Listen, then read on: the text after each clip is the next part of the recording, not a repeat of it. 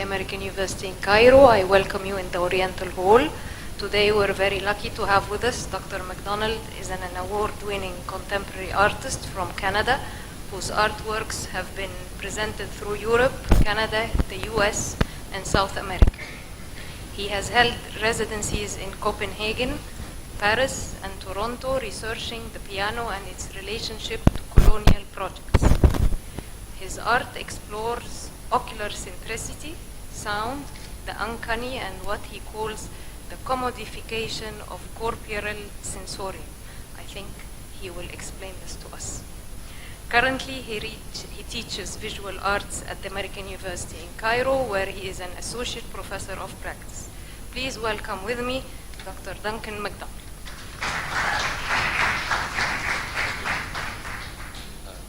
Great.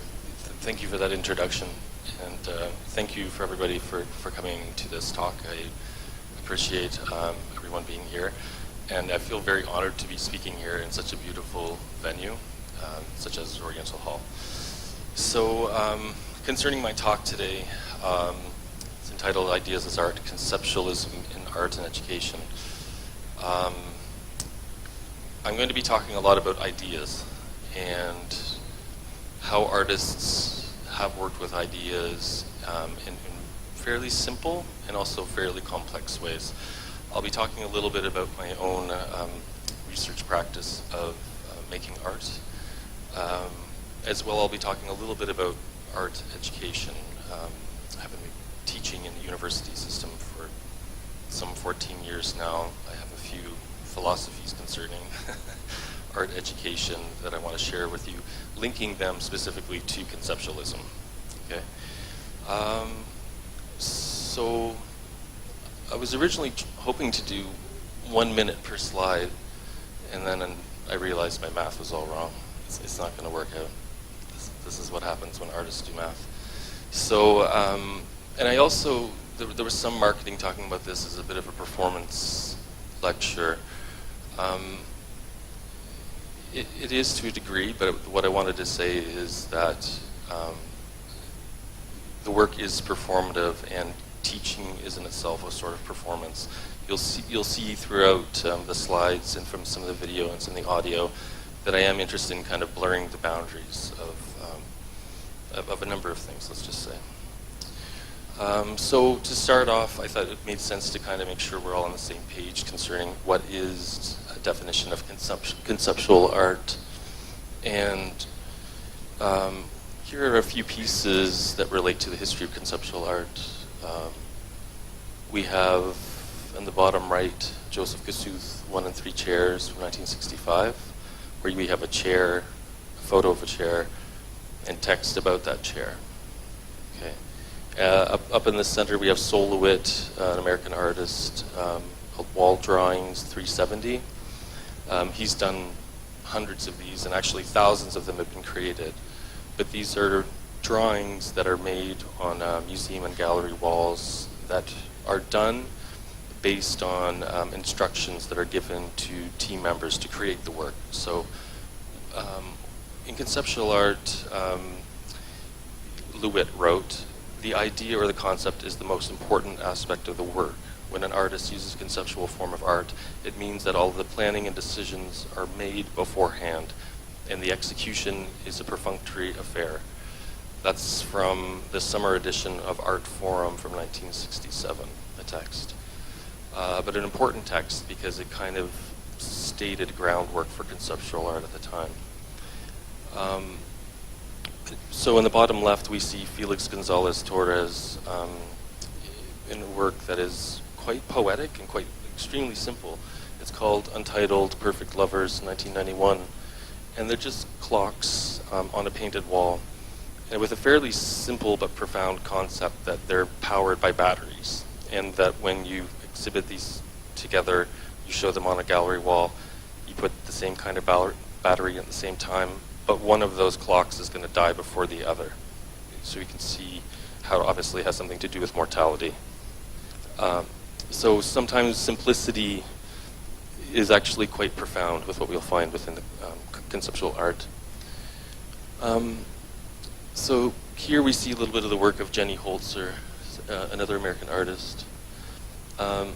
What happens, you'll find with conceptual art, is that it manifests in lots of different ways, in different forms. So here we have some text-based pieces by Jenny Holzer, who's been doing these for a number of years, a series called Truisms.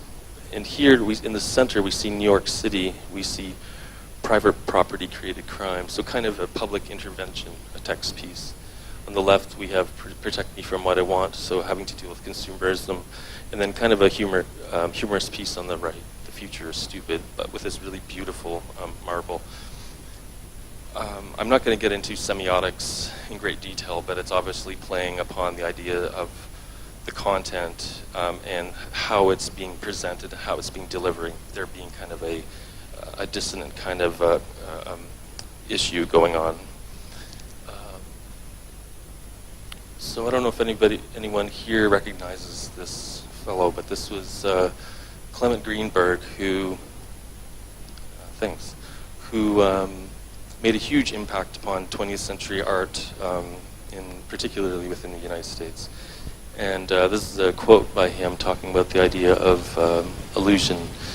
So where the old masters created an illusion of space into which one could imagine walking, the illusion created by a modernist is one to which one can look, can travel through only with the eye. This Clement Greenberg had a huge impact upon 20th century modern art. However, conceptual artists basically said no thanks. And it was a turning point in the history of 20th century art where they actually were somewhat reactionary to some of his ideas. So the conceptualists, we could say, rejected formalist modernism, which Clement Greenberg was all about. Clement Greenberg was a huge proponent of abstract expressionism, right? Which a lot of people would talk about in relationship as being art for the sake of art. So blobs of paint that are only ever going to be blobs of paint that do not represent anything else other than blobs of paint.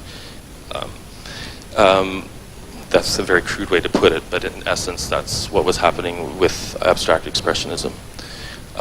Conceptualists also were reacting against the commodification of art. So I think this is an interesting idea, to think back and to think about the relationship of power dynamics, the canon, and who is doing the commissioning of art, and to think about who's able to afford art. You know, this is a touchy but interesting subject. Conceptualists came along and came up with some fairly simple ideas that you could propose an idea and we can all share that, and we don't have to worry about paying several $1,000,000 for it. Ownership and authorship became something quite interesting and quite fluid. So who is the author of the work? Well, what's really important, as we'll later see with conceptualism, is the idea that the audience is helping to complete the work. So the audience's engagement with conceptual art is really just as important as the artist's work as well.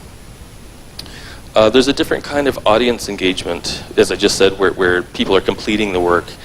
And this starts with Duchamp, who we'll look at shortly. Another important thing is that they were making work that dematerializes the art object. So as opposed to being focusing on the making of things, sculptures, paintings, objects, conceptualists started to think about ways to propose and to make works that could be a little bit more ephemeral. So they could be performance, they could be sound, they could be happenings, they could be a variety of different things. So here's kind of a comical image that's quite... You'll notice also there's relationships between conceptualism and humor, which I'm quite interested in as well. So conceptualists and neo-conceptualists. So neo-conceptualists we could think of as new conceptualists. I wasn't making work in 1967, so I would be closer to what would be considered a neo-conceptualist. They were questioning different things, and still to this day question different things, such as artistic skill and mastery. So historical kind of Beaux-Arts traditions, traditional ways of making art, usually mean kind of copying for masters, figure drawing, a bunch of important foundational things in art education. But conceptualists came along and came up with some interesting ideas to question the importance of mastery. So we'll look at this shortly, but I think quite simply, conceptualists work a little bit more like designers than maybe fabricators, okay? There's a huge range, though, of how people work, but I just wanted to throw that out there. So who makes the work? See, this is another kind of interesting kind of thing that I get into with some people, and I think everyone really likes the idea that an artist is working away in their studio, they're making their own work. But the reality of that is that doesn't happen all the time. You know, and Michelangelo had a team of people working for them. They're different modes, different ways to work. So conceptualists have kind of pushed the boundaries of ways of producing art that become part of the art itself, okay? So we'll be looking at that shortly as well. Now this is this funny thing, but I thought it was important to add this, that expression is often not the primary objective. What I mean by that is, when I say expression, I mean on a kind of an emotional level. That's not to say that all conceptualism is very dry and clinical. You'll find the human spirit and element within it. But it is not really what drives the work, okay? So I just wanted to talk briefly about these pieces. At the bottom is an Austrian artist by the name of Erwin Wurm. This is not him, but this is from a series called 1 Minute Sculptures that's been going on since the late 90s, or sorry, the mid 90s, really.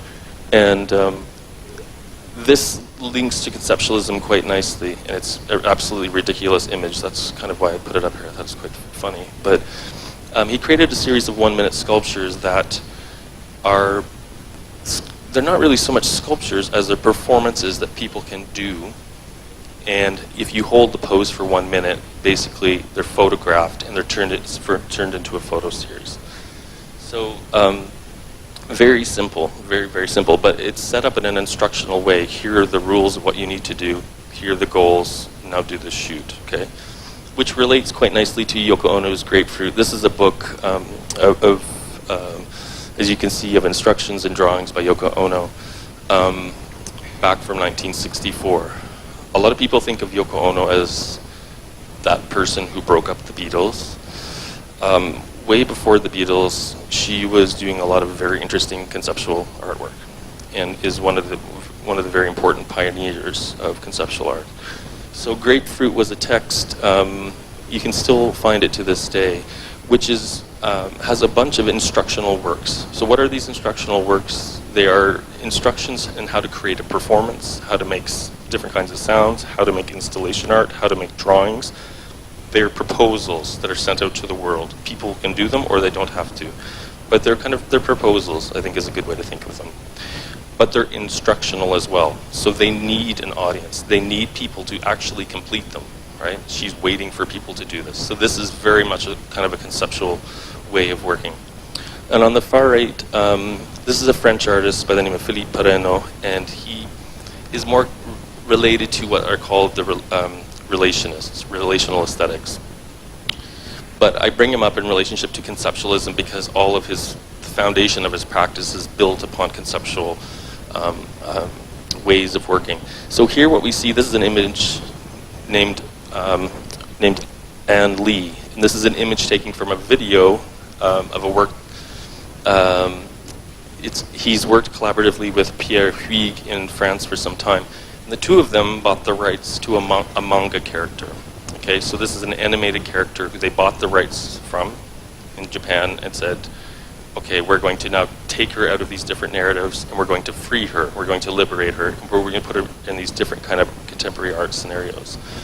So I bring that up because the idea of liberating this kind of fictional kind of cartoon character and then putting her in these different scenarios, I think is a very interesting and strange one that relates to conceptualism in many levels.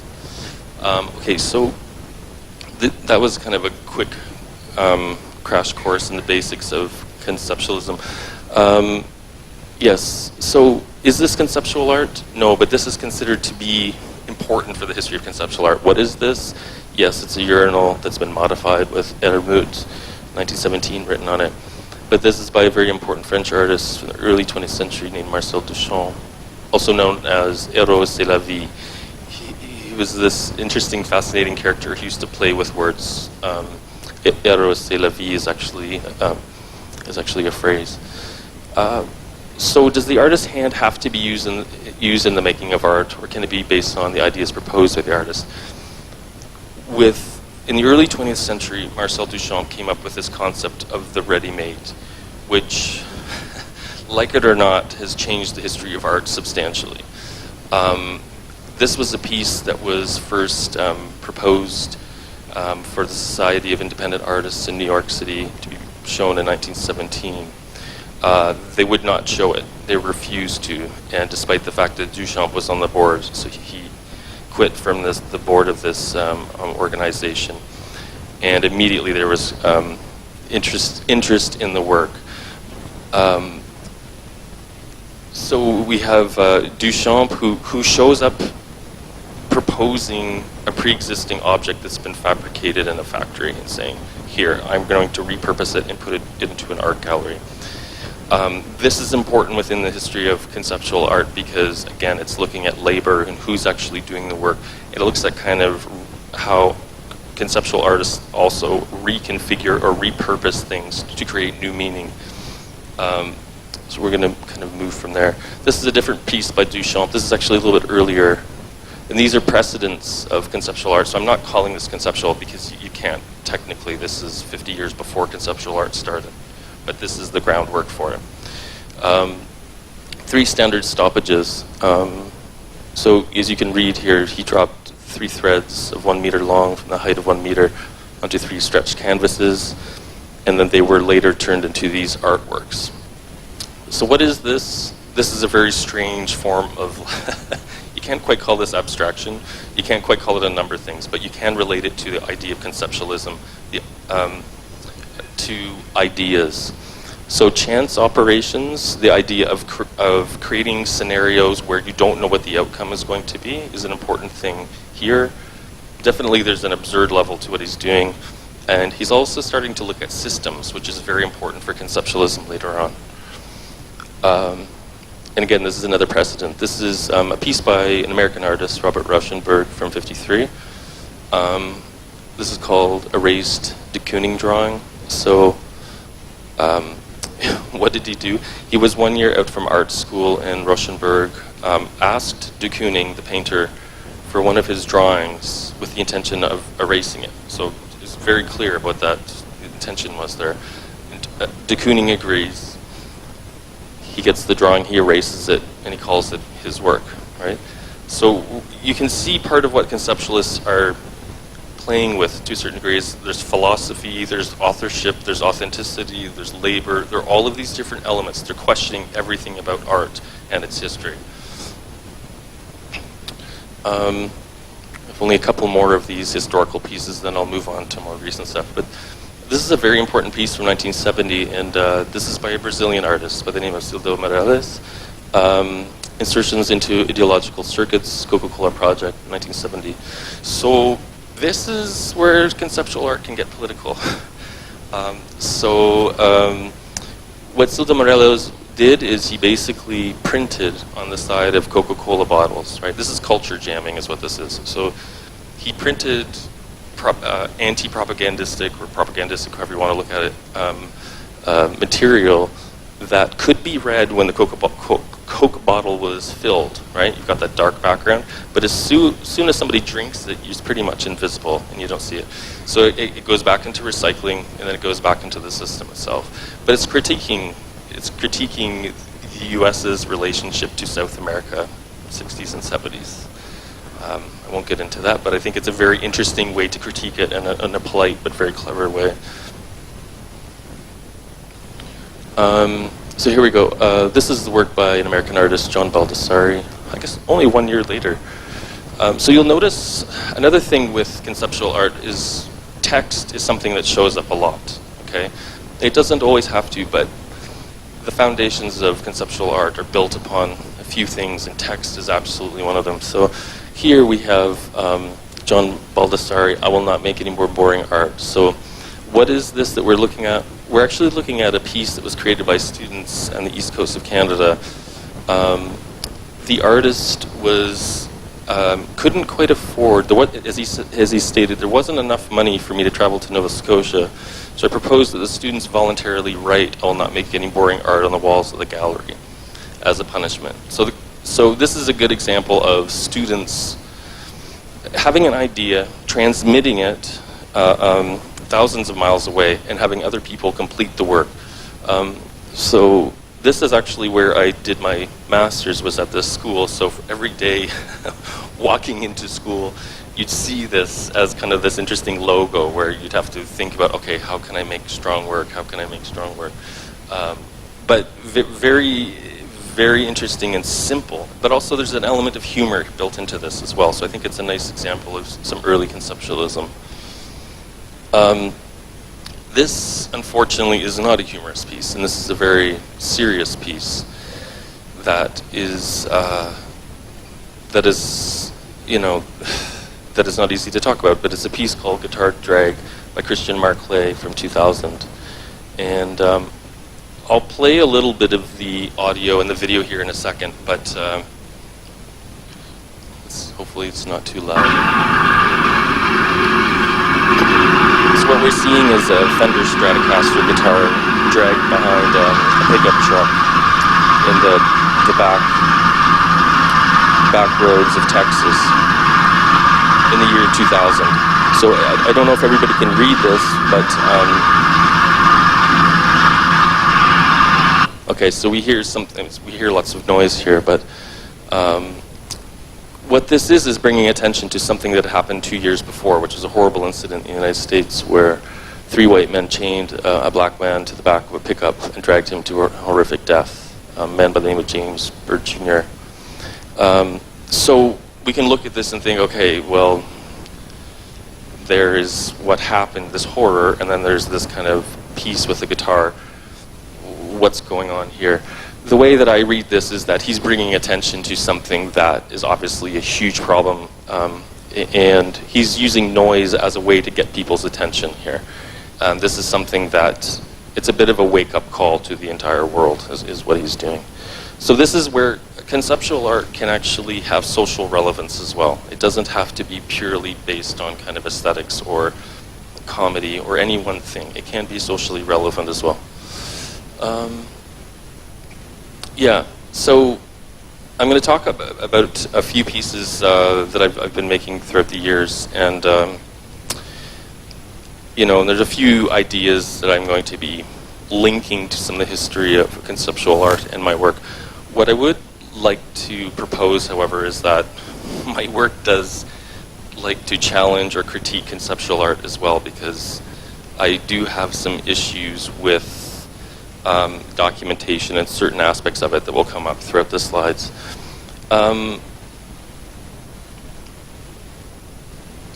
Yeah, and I think that conceptualism, I showed a wide range of works here, but for me what happened is that conceptualism, often the documentation of whatever ephemeral act became the art work and became this kind of authentic kind of document that, for me, I found that really frustrating. Usually it happened with photography, right? So a lot of 60s and 70s conceptual art, you look at it, it's like you take a picture with a photograph and then you document whatever ephemeral situation, and now you have conceptual art. And for me, I have issues with that, because I think there are many ways to document now and to think about how can you convey this sensibility of an artwork through the media or mediums that you choose, and how the audience interacts with it. So, so what are the foundations of my research? Yeah, this was a big confusing thing I ran into when I was 15 years old, is, well, how do we perceive reality, and is it the same for everyone? I found out when I was about 15 years old that I was colorblind. You know, I'd been making art for a few years, and I was like, oh, am I allowed to keep doing this, or do I have to stop now that I see color differently than most people? And But then I studied art and won awards into these different things, and I realized, okay, it's okay to see things differently or hear things differently, but I've come to realize as I've been getting older that we all experience the world very differently. Through perception, we perceive the world differently, we live it differently, and we also can talk about it in relationship. That's not even getting to subjectivity, is how we interpret the world as well. So someone who's quite important for me is Luigi Russolo, who was an Italian futurist from the early 20th century. So over 100 years ago, Russolo was doing very wacky things, very, very, very wacky things.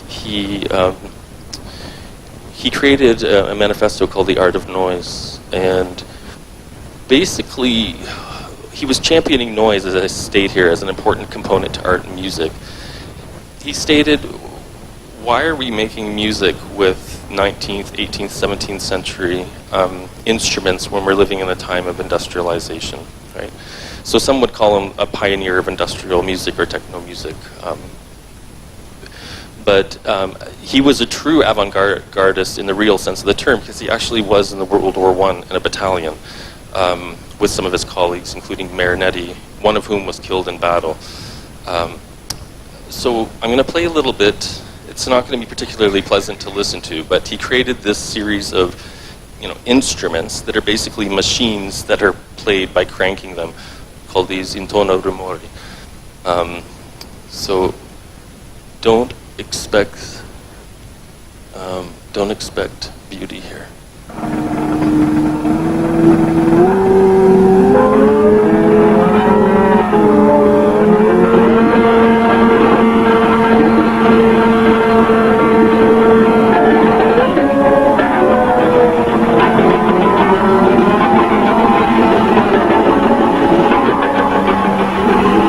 So if you can imagine kind of a symphony of these intono rumori playing, yes.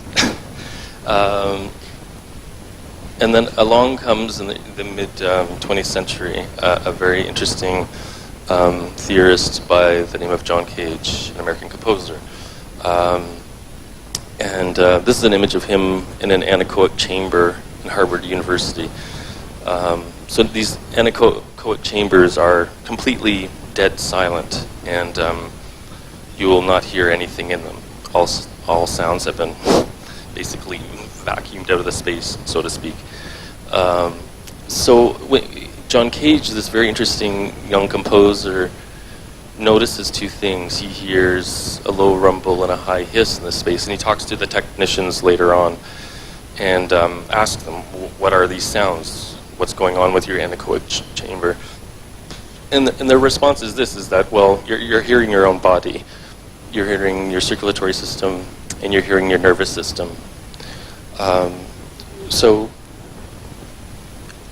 he makes other works such as 4 minutes and 33 seconds, which is one of the few piano pieces I can play at the piano, but basically I would sit down for 4 minutes and 33 seconds and not play a sound at all, and basically what would happen is we would listen to a lot of people in the audience make a lot of noise.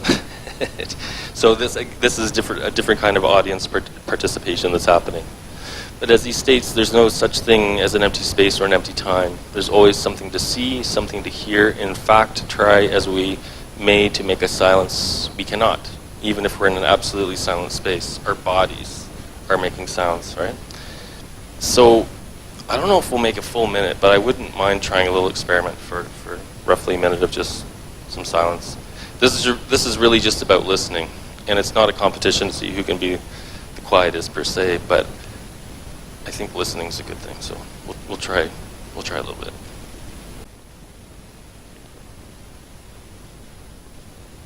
You guys did a pretty good job. Well done. I tried to play this piece once on radio in Canada, and they had to shut it down in about 20 seconds because you can't have dead air for too long, or you'll get fined. So, anyways, so don't try to do that on the radio. So the impact of his work, for me, it was huge, and for many artists. As the audience engagement shifts, so co-creating composition. Here, I wasn't pretending to play piano or playing an instrument, but we can hear many things going on here. They have no idea that we're talking about sound right now. It's okay. Anyways, instrument hacking or modification. I'll present a little bit of a video here that I think is a lovely example of how he would modify his instruments, specifically a prepared piano. There are these beautiful utopian ideas that are kind of, well, they're utopian, but they're lovely. One of which is all sounds can be equal. So, there are not many things in this universe that are equal, but one thing was that the idea that sounds could be equal. So the sound of a violin or the sound of a mosquito, the sound of cracking knuckles could all be of equal value. There's one not necessarily more important than the other, or not better per se. So chance-based operations, he starts using different ways of working with the I Ching where you can create compositions based on chance and based on a bunch of rules. He creates forms of graphic notation. We'll look at that later on. Event scores, mesostics, the list goes on and on and on. And some would say he was kind of the uncle, the uncle of the pioneer for video art. He himself did not invent it, but was a huge proponent with it. Here we go. So this is a performance of an intro.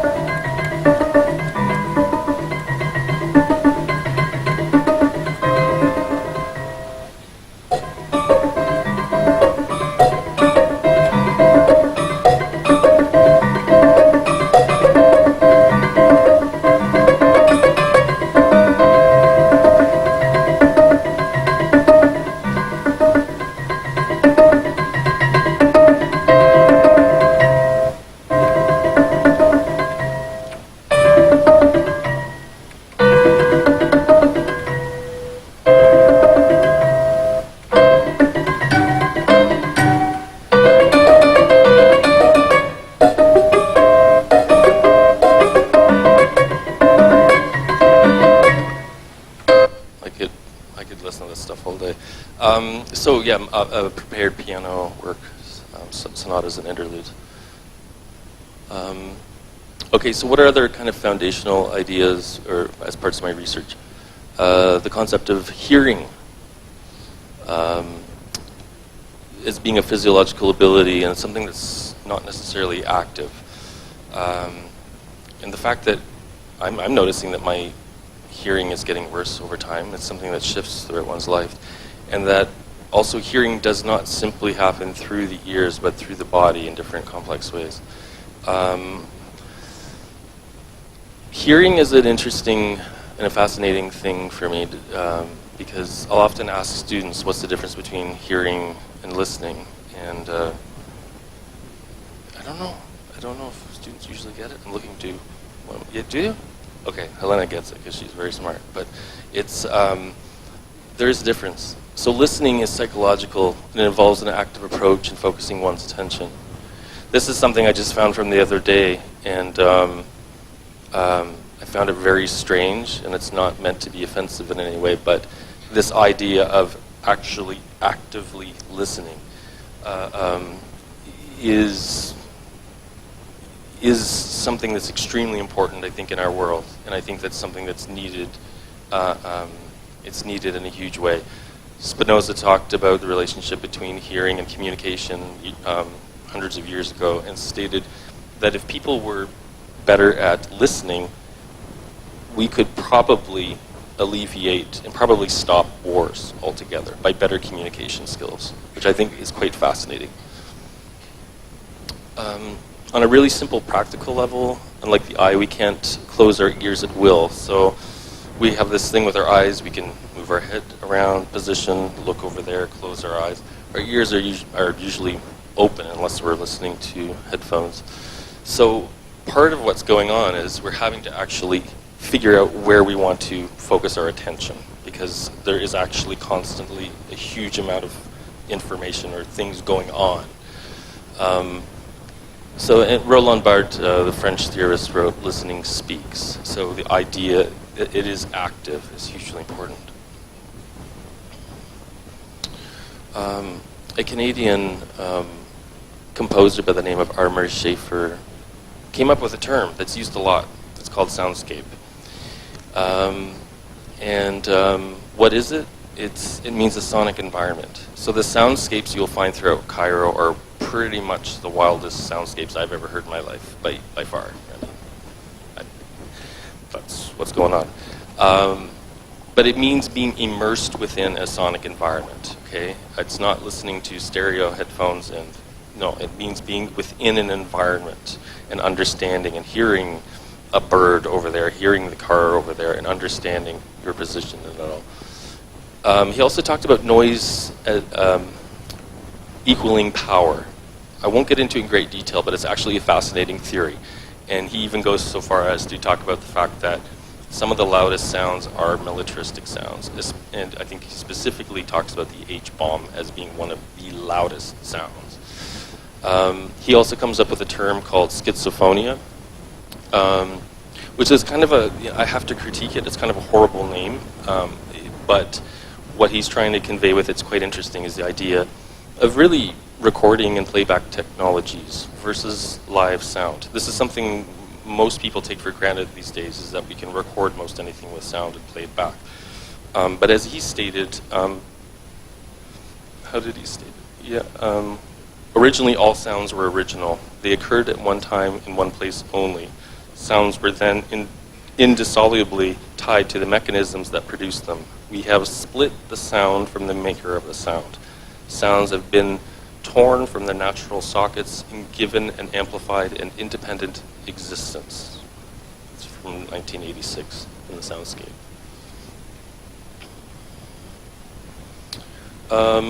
Another really interesting theorist is Jacques Attali from France, and this is a very interesting text. For those of you interested in music, I would recommend checking it out.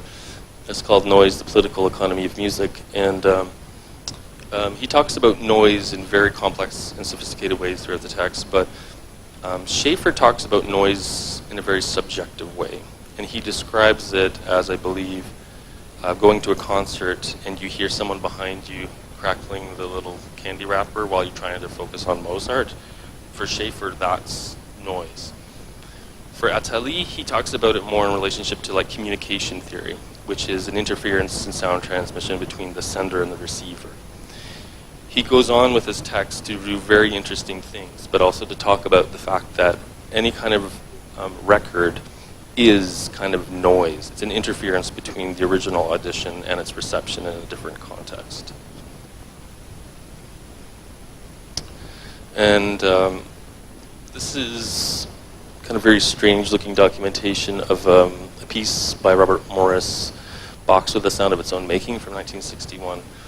And Robert Morris is an American artist, and he started what some might call process-based art, works that foregrounds the process used in the creation of artwork.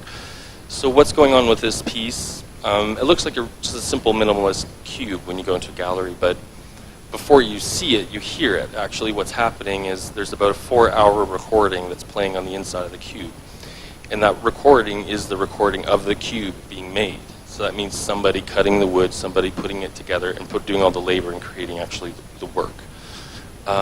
So this is an important and interesting thing in relationship to conceptualism, is process, a time-based work. And here we have something that's self-referential. It's talking about itself and the process of its own becoming, its own shaping. Yeah, I'm almost done talking about foundations of my research. How can the classical hierarchy of the senses be flipped within art, with sound being of primary importance and the visual as secondary? This is something I've been investigating for a number of years. And I'm interested in the relationship between what we see and what we hear and how meaning is created. And so generally I think about seeing in relationship to knowing. So you can talk about it in relationship to the Enlightenment project, for example. hearing as feeling, oral culture, listening. I'll show you soon examples of how I'm flipping this around and how can I disrupt expectations for my audience in making art. Synesthesia. So the production of a sense impression relating to one sense or part of the body by stimulation of another sense or part of the body. This is a Scriabin's keyboard. So composers have been working synesthetically for years. Scriabin and Prokofiev and others. And we have this term called tone color. So it relates to timbre, it relates to, but what's interesting for me is the idea that you could kind of conflate or kind of think about the senses in an interchangeable and a very kind of strange and wonderful translation system. And I have a little bit of a text about early avant-gardism. So for those of you who've studied art history, this may be of more interest to you, but what is often forgotten about early experiments and excitements around synesthesia, so early 20th century, is that the Dadaists were perhaps its most avid proponents. So these were early avant-gardists throughout Europe primarily, taking their cue from Kandinsky. So they were anti-fascist and anarchists. They reacted against the canon of art and bridged the great divide between work, society, and individualism. For the Dadaists, synesthesia offered a philosophical means of working that was socially, politically, and wholly integrated with and against the state. Having admired Kandinsky's writings on all-encompassing artworks and art forms, and intentionally having taken it in a different direction than Wagner's Gesamtkunstwerke, the Dadaists, many of whom were avid Nietzsche readers, synthesized the senses, confounded and intentionally shocked their audiences with the harsh realities of modernity, which we can call avant-gardism. So synesthesia is a very rare case. It happens with a very few number of people. It's between 1 out of 300,000 to 1 out of 500,000 people naturally go through the world with their senses kind of flipped or distorted, however you want to look at it. But artists have explored this as a very interesting kind of conceptual way of thinking about information. And last but not least, in terms of kind of, this is what happens when you get a colorblind person putting together a color-coded chart. It's going to get confusing. The last thing I just wanted to talk about in relationship to conceptualism, this is something I do with students, but it's also something I do with my own practice, is to think about how to make art in a balanced way. Okay, so it's conceptual. I'm not talking formal in terms of like how do you make something that looks good. I'm talking about balance in a conceptual way, actually. So, and the reason why I'm talking about this is because conceptualism can be extremely dry and sometimes quite literal. So I like to get students to think about how to make work that can be still conceptual, but it can be complex, it can be ambiguous, it can be incomplete, it can be many interesting things. So with this, you have the content of what you're presenting, you have how you're going to present it, and you have an audience, and you have a relationship here between all these parts. So a heavy idea, example, let's say divorce. How do you deliver this idea artistically? So this could be through narrative, this can be in a bunch of different ways. Video, let's say for example, try it in a lighthearted manner, the opposite of what it really is, obviously. Well, the audience must determine their position in this narrative because there's a problem. What is being talked about and how it's being talked about are incongruous, right?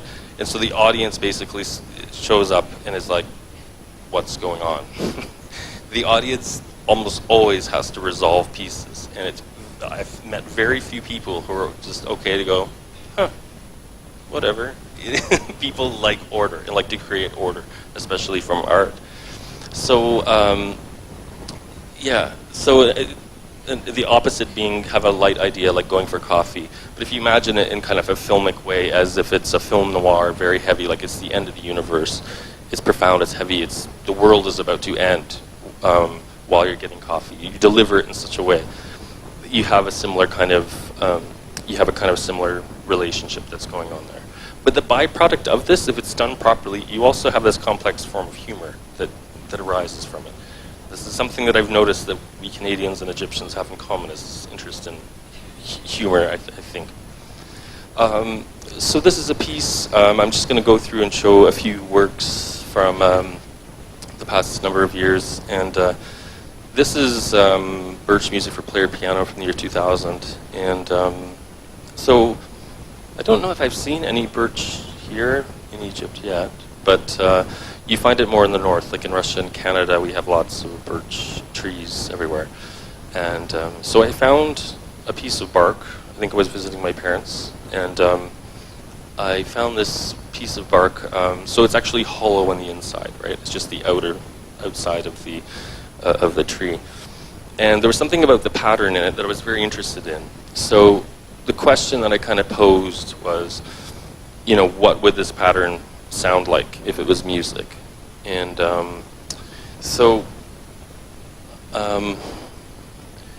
basically what I did is I got a player piano.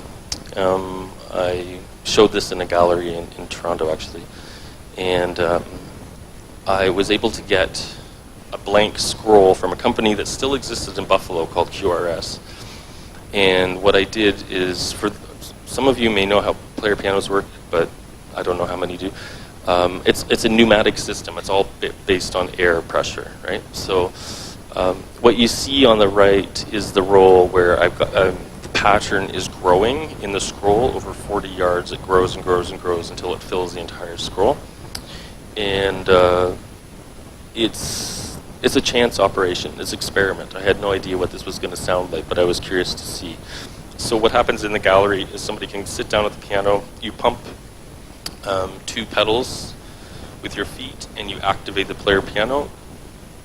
Excuse me. And then what you do is you activate the mechanism which starts to play it. So I'll show a little bit of the video from this.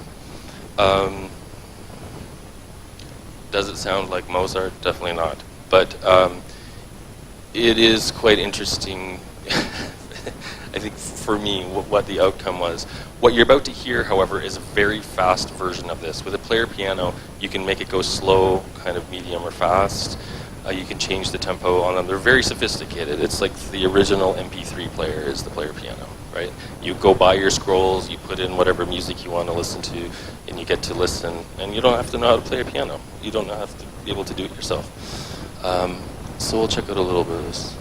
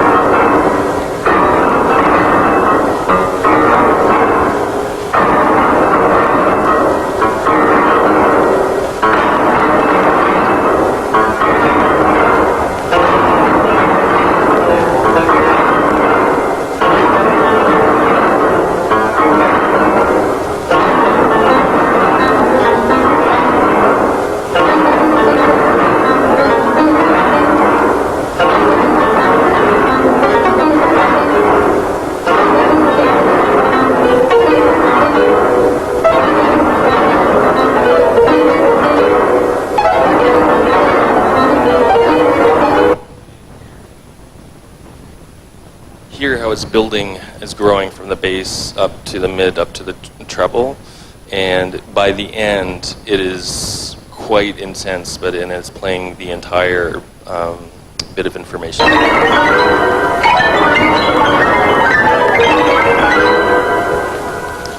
right. So this relationship between technology, music, and art is something that you'll find throughout a bunch of the pieces. I find the relationship between art and technology very, very fascinating. And I think exploring obsolescent technology is something I've been doing for years, because to really understand technology, you have to understand old technology before you get to kind of new media. So this is a piece I'm presenting now briefly on the left, Invisible Piano, and from 2003. So it's funny because this is something that took like over a year to do, but it manifests as just like a little record, which is kind of hilarious. But I was doing my master's at the time, and I set up this simple kind of procedural task. Okay, it's like self-discipline. I told myself every time I went into my studio to go do work, I had to write a song. Okay, I'm not a composer, so this was a huge challenge. Though I did play music throughout my youth and still do now and then. But writing music versus playing it, they're different things.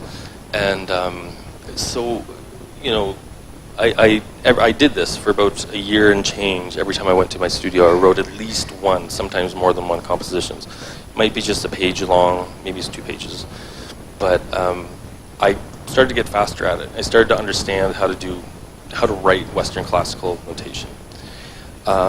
So I also realized I had to stop this because it was getting ridiculous, and I had to just stop this project because it could take over and spiral into madness. So what I did is, after 1 year, I chose 8 different compositions. So actually, what I'll do is I'll play this in the background, I guess, maybe while I'm talking. We might have to pull the audio down on the computer a little bit, though, please.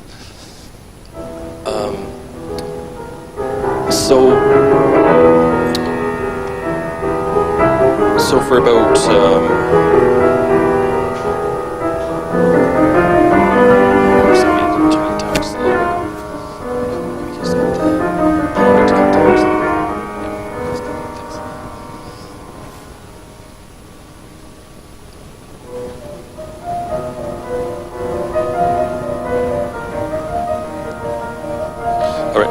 so what are we hearing right now? This is a performance in a concert hall that I rented in the east coast of Canada. And I invited a bunch of people to come to it, and I was surprised by how many came out to it. But, so what did I do? I played through 8 compositions that I had worked on throughout this year. This is one of them. And then I set it up so that I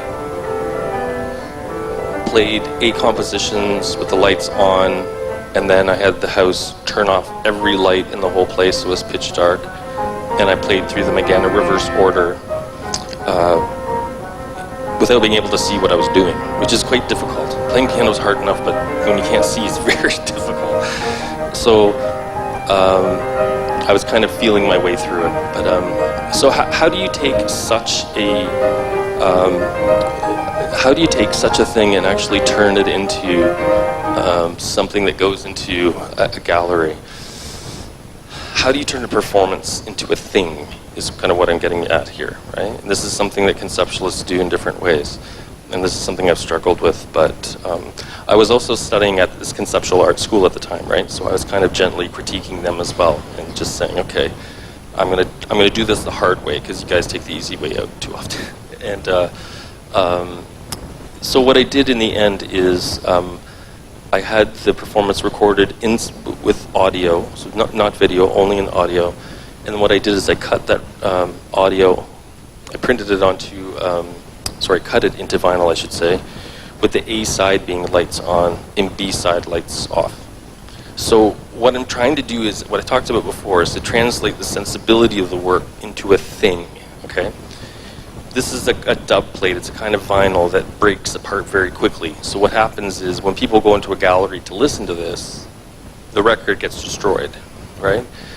Why would I set up such a thing? It was very simple. It's because what happened is the performance kind of fell apart. It starts with lights on and lights off. I leave, and people have no idea what to do, actually. They're quite confused. That's kind of a similar feeling as to what's going on with this piece. So half jokingly and kind of half not.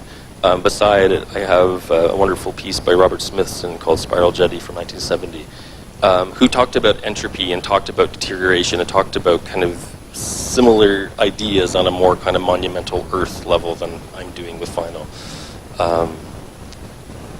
And you'll, of course, also with vinyl, it is actually a spiral. I guess the last thing I'd say about that is, how do you take a live performance and then make it a recording that works and that's interesting? That's part of what I was trying to do. There's a huge difference between live performance and then the recording of it. and how do you kind of make that sensibility move on to a different form of technology. I'm just going to play a little bit of this video. This is another work, a complex piece called Music Box Revolving Door.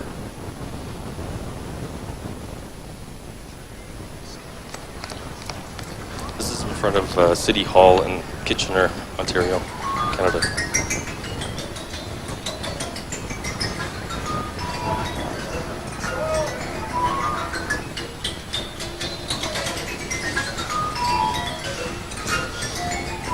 So this is a work that I made with two friends of mine in Canada, Corey Londa, Janice Demke, and it looks so simple, but it's so complex to do actually. So what's going on here?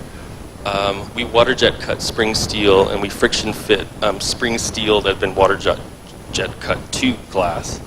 For those of you who understand fabrication techniques, you have to water jet cut tempered steel so you don't distemper it, right? So it retains its springiness. Otherwise, it just breaks off and it's nothing. So we were using the same material you actually use in a music box, and it's quite expensive actually. But yeah, and the concept of cutting things with water is just so fascinating and strange. But you can cut almost anything with it, right? If you have water jet cutters. So we worked with AutoCAD drawings, and on the bottom right you can see the tines. So we set up the system with the, I can't remember how thick the spring steel was, but it would go around and hit these pluck trip plates along the sides, and it was so complex to do, because it's actually playing two at the same time. It's playing, because if you think about it, it's 4 doors, right? And what's happening, the left and right are always playing. They're just flipped. It's in a perfect loop, right? So that's what's going on. So I can't even try to express to you how complex this was to do, but we managed to be able to make it work, which was incredible. And we did it. I also bring this up because it was a collaboration, and this is another way of working. I worked with an artist who does a lot of very interesting engineerial kind of work, and another artist who Janice Demke, who does some really fascinating kind of miniature work as well. We put our skills together, and this is what we got. There was a lot of interest in this work, and we recreated it and did another version in Toronto about 7 years later. But this one, I think, it actually worked incredibly well. And the other thing that was interesting is that the glass walls became kind of like soundboards, and they really resonated. We didn't use any electronics, nothing at all. It was all purely like acoustic, right? But we had things on so tightly with these bolts that it created enough pressure to resonate and actually resonate through the glass itself. So revolving doors are basically valves that help control how much heat a building loses, or AC, but also air pressure in the building. They also help with the flow of people coming and going, and we know about them too as a metaphor in relationship to, the job market is kind of how we think about it now, it seems. They almost were entirely banned from the world at one point, because there was a horrible accident in the early 20th century where people unfortunately were stuck in one during a fire. And since they did actually invent a way that you can collapse two of the walls to get through whenever you kind of need to. So this is why we still have them now. Oh, this is a hard piece to watch. Okay, I'm going to present a little bit of this, and I'll take a break, and I apologize. But this is a piece called Several Attempts at Crying on Demand.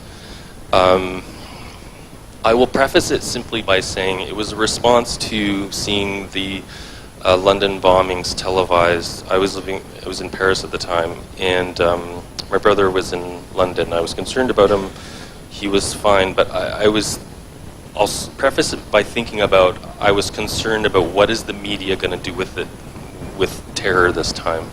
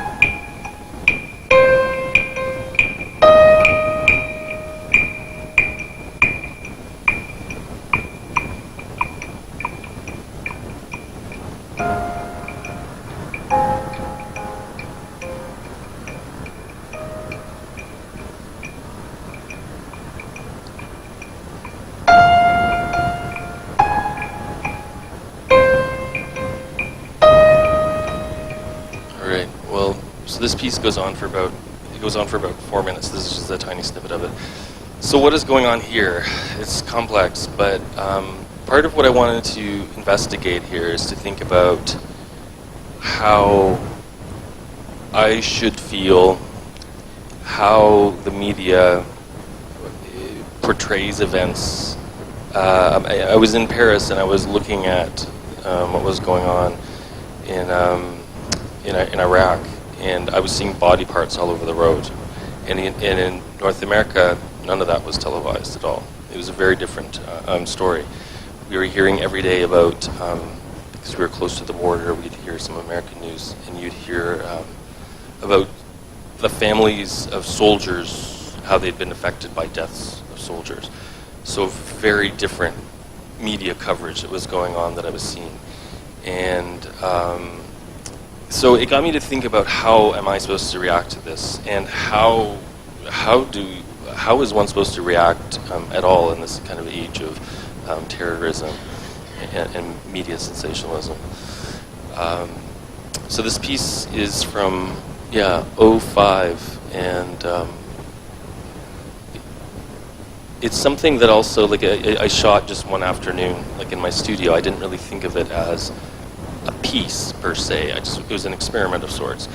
But the audio was taken from other work I was doing with another artist in Paris, and it was an outtake. It wasn't working with something I was doing over there, so I thought, okay, let's try it with this video. Actually, it seems to work. But it has kind of an important impact, and as some people have commented, the melody in it is almost a little bit like a slow version of a game show, or almost something like Jeopardy. So there's many things going on with this piece. So this is skipping ahead a little bit to 2010, and this is work. I think I'll just play it for a little bit. I'll probably skip 2 or 3 spots in the video. It's 12 minutes in total, and we're not going to watch it all. But this is a little bit of documentation of going to work, let's say.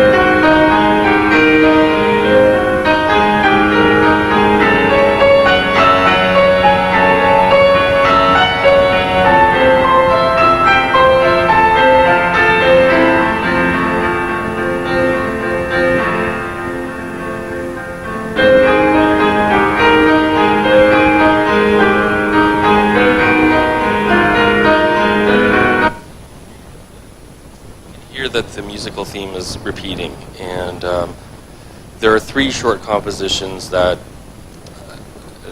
I took from just an archive of every once in a while I write these songs, and I found 3 of them.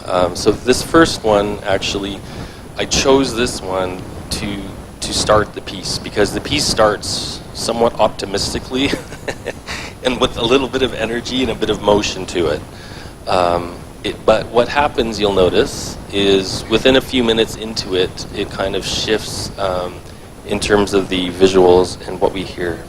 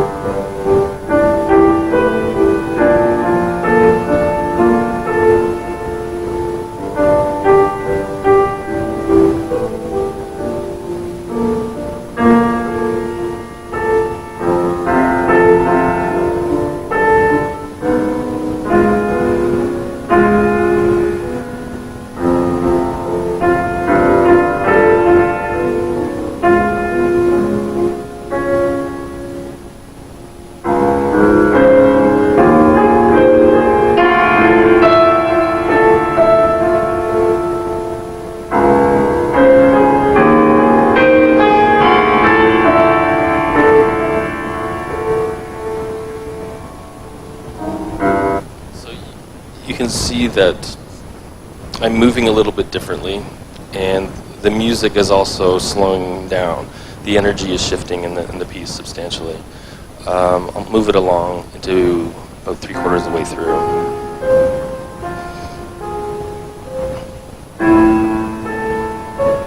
So the music is moving much slower now. I'm moving faster because I'm in pain, and everything up to this point has been done in very slow motion. We've been doing it shot by shot, not in bursts, right? One shot at a time. So over 6.5 hours, I go about 2 kilometers, but in slow motion. And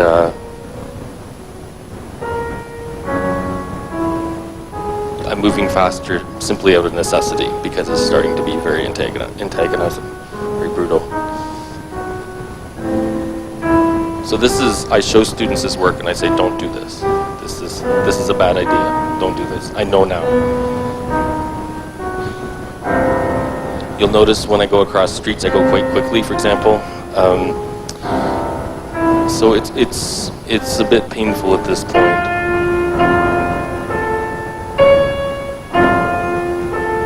We had to abbreviate that bridge because the gravel was a little bit too much.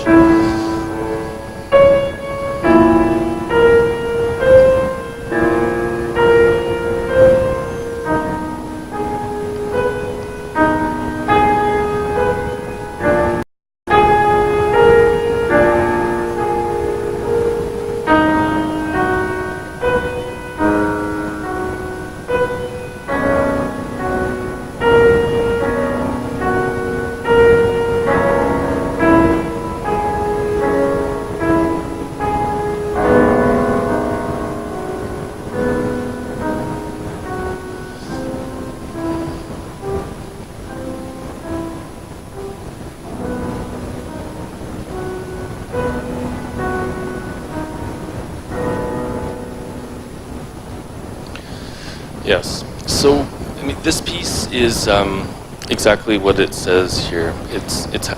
What I was thinking about is how do I be this family guy, this family person, this father, this husband, this artist, and professor simultaneously? How do you do all of these things and make this work, right?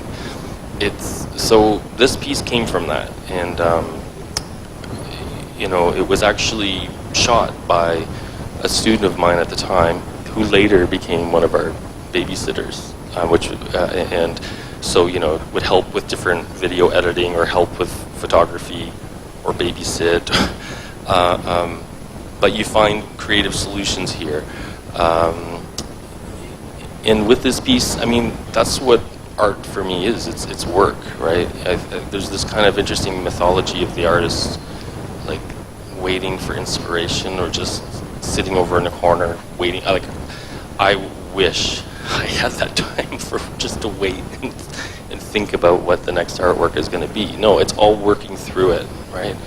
And conceptualists create strategies where artwork almost creates itself if you set up the right kind of system actually in place. So this is an audio waveform, right? It could have been that. I mean, you know, you see what I'm saying? Okay. So this is just an Audacity, the application.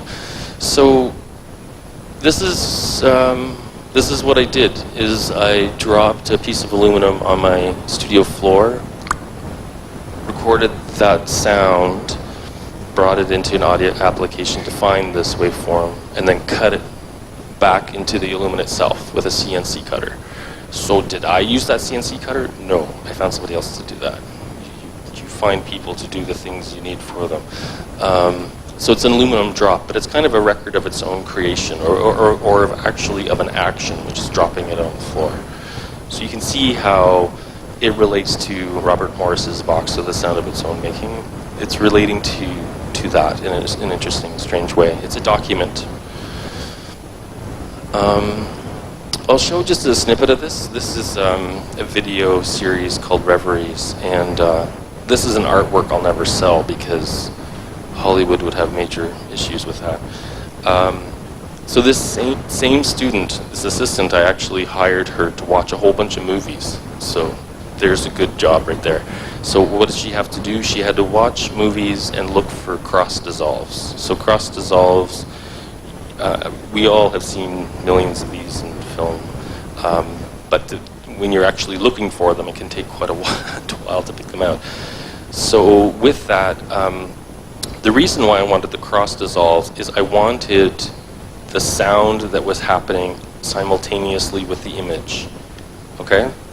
I'll present it here and then I'll explain how it was done.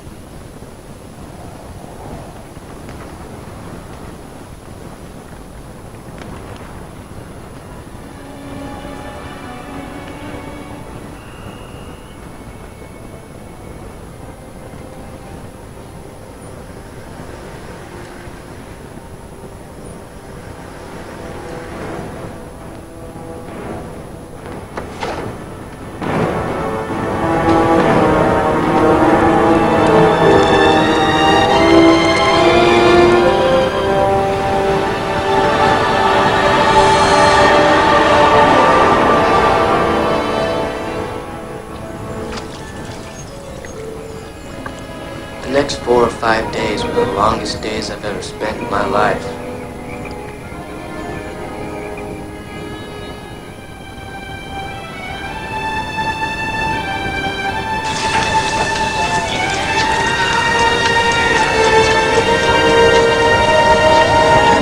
Darling, do I just ask a praise?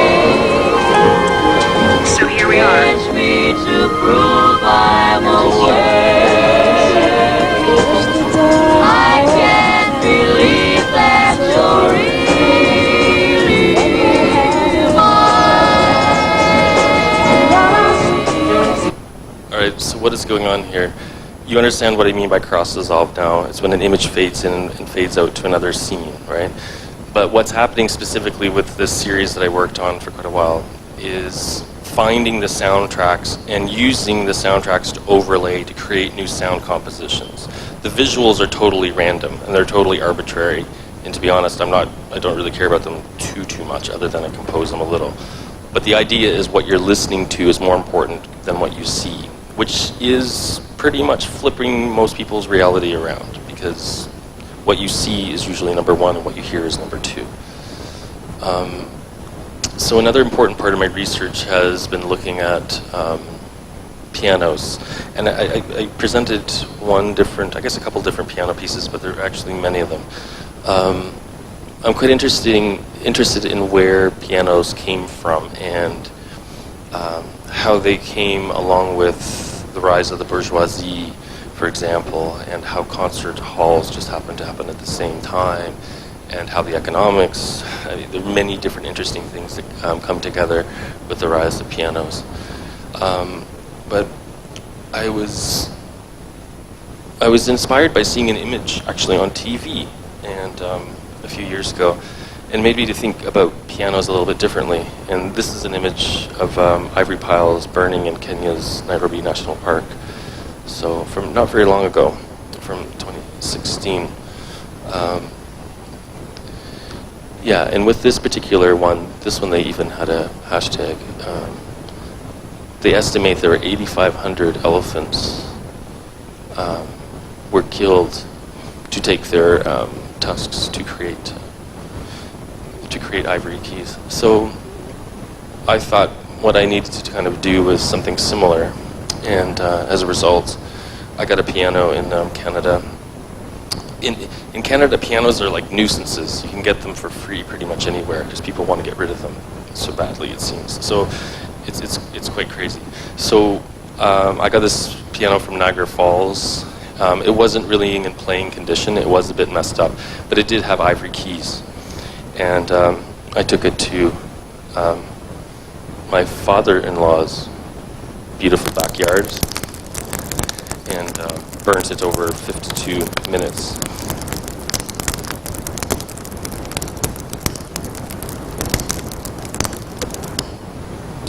So there's just a very quick snippet of the video. It goes on for 52 minutes actually, and it's as the sun is kind of setting, so the sun changes in the shot. There's another kind of still from the piece.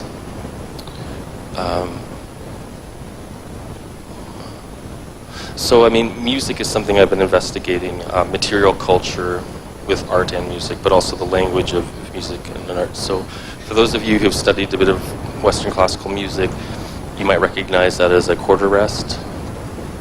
And so this is a quarter rest in progress, made out of wood and felt, and it's about 10 feet long and about 20 inches high and 24 inches wide. And a huge amount of work in terms of fabrication. And yeah, so that this brings up something important, is that there are people who help me with lots of aspects of my practice. And my wife, right over there, has been really hugely supportive and important in helping to create a lot of these pieces, and also brainstorm, right? But she also did the sewing, the stitch for the whole way around, so hundreds of stitches going through that. But the list of other artists and people I've worked with as well who've helped me, because it is important to say thanks and to acknowledge those who give their expertise. So this is what happens in the gallery. So the quarter rest, you can fit 20 kids on that, is what I've learned. So this piece actually is something that is made for people to sit on, like a bench. It's a bench sculpture. And I thought about it as a really simple kind of thank you to people for coming to the show, right? Sometimes as artists we take a lot of things, we take things for granted. And a bit of a light show going on there, okay. But so I wanted to be able to just to say thanks, and also on a practical level, it allows people a place to kind of sit down and relax and spend more time with the work, which is probably not a bad idea, right? So in this work, there's, over in the corner is the small aluminum drop. There's another piece here, F-holes, and here we have the quarter rest, and over here we have the piano tusk. So what are the F-holes? F-holes are what you find like in a violin and cello and different stringed instruments.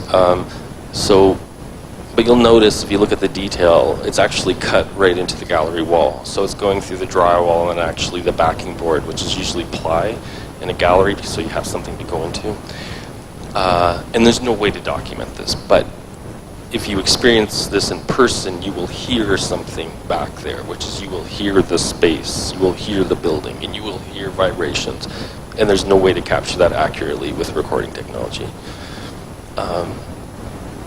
But I wanted people to think about the architecture and the things that maybe we take for granted around us, and to think about listening differently.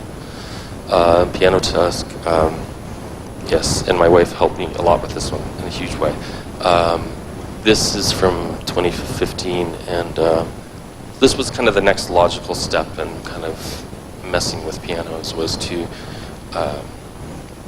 create this tusk out of 8 decommissioned pianos and turn them back into their original form. So it's about maybe about 5 feet long, between 4 and 5 feet long, and yeah, hundreds of pieces of ivory. It's something that I may do more of these, but what's kind of fascinating, my art dealer warned me about this piece, is that you can't ship this internationally, right? Because the reason we have these bans on ivory and moving them internationally, well, I'm kind of protesting and talking about all of that, you know, but I still can't ship them. So I need to probably build them in just different places. This is the way to get around that, basically. So yeah, I'm thinking I might try to start one of these here sometime soon. So detail. This, I don't think I'm going to play the audio here because it's a little bit too loud and jarring, but it's kind of a funny place to end for my artwork stuff. But this was a piece from 2016. It's called Music for Sewers, and over a few years I was recording some kind of post-punk music with some friends, and I was doing a lot of drumming, a lot of drums, very loud. And we took some of those recordings, and I wanted an appropriate way to kind of present them, right? We never played a gig, actually, ever, but we did a lot of playing, and we did a lot of improvising. It was all totally improvised, loud stuff.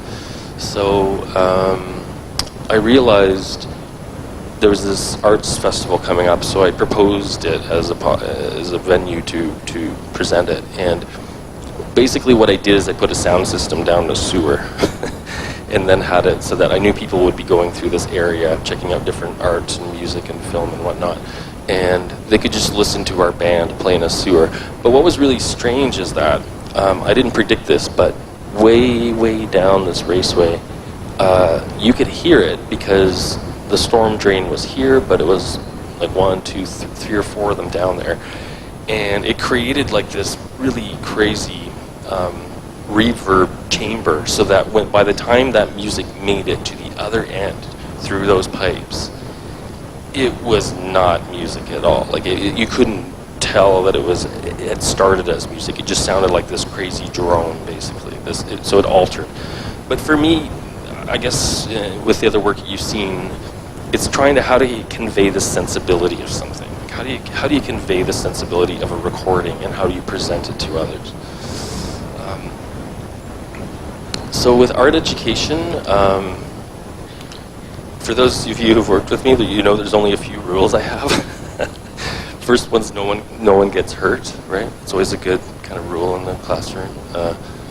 And that also means the audience, though, right? If you're going to make work, you can't make it like fall off the wall and hit somebody, or you make sculpture and it pokes somebody in the face. Like, you have to think about your responsibility as an artist and how people are safe with your work. It's a really important thing, actually. Nothing illegal. Experiment. The experiment is really important, right? Because you don't know what you don't know. So you have to experiment. And work is so important. And I guess what I'm trying to say is you work through making art. So how can the senses be explored within art? These are important kind of philosophical ideas that I try to play with in the classroom. How can we flip the visual and auditory kind of perspective? What do people expect from art? What are the limits of conceptualism? This, for me, is one of the top 3 most important things that I'm trying to work with students. How does the relationship of materiality, process, technique, and content flow within a continuum? And how do you kind of sculpt that in a way that makes it the most, like the strongest and the most effective it can be? Hugely important, I think, in art education. What are our roles as educators? To lead by example, demonstrate how art is sustainable. What I mean by that is art making sustainable. How can you be an artist and continue being an artist for your lifetime?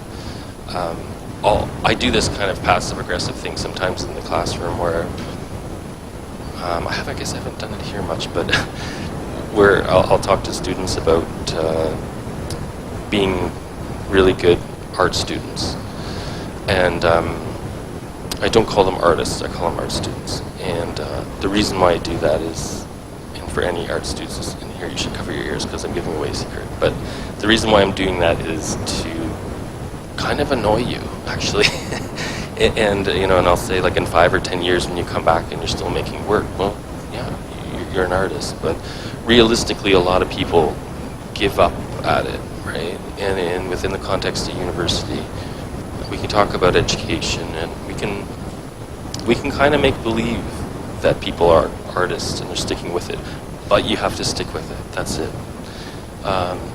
So the role of educator, to research, produce, present, and administer, to show these other things that we do that are beyond simply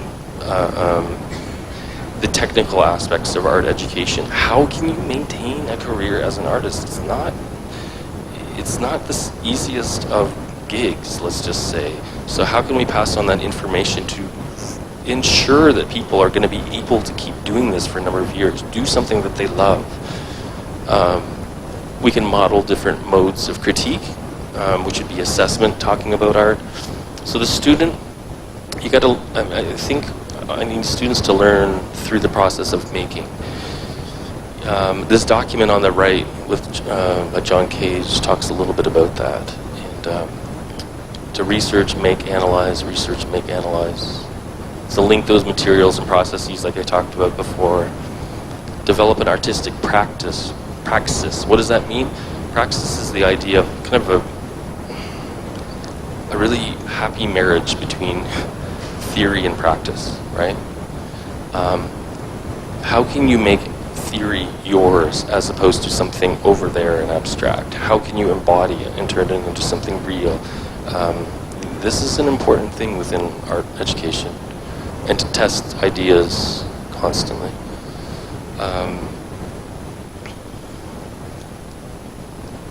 Yeah. Oh, and then there's a little bit more self-promotion here.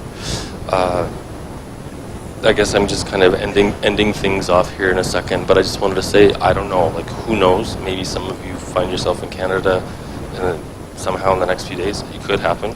If you do, there's a show I'm involved with right now at the Robert McLaughlin Art Gallery called Can I Kick It? And it's a really clever show that Pete Smith came up with, where artists are working in pairs, and an artist chooses an artwork by their colleague or friend, and they redo the piece, and they redo it, and they redo it in a way that makes sense to them, right? So there I have a new video piece that actually relates to Cairo, but called Yalla. And beyond that, what next? I don't know. But you can email me there, and I think now is probably a good time to get into questions and answer. Thank you very much, everybody. Thanks for your patience.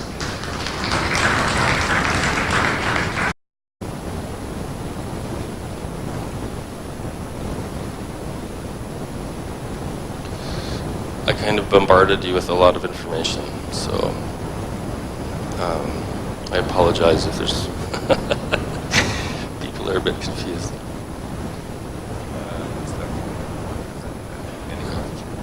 So we want to thank Dr. Duncan for accepting our invitation today, and thanks for his very exciting presentation, and thank you all for coming today.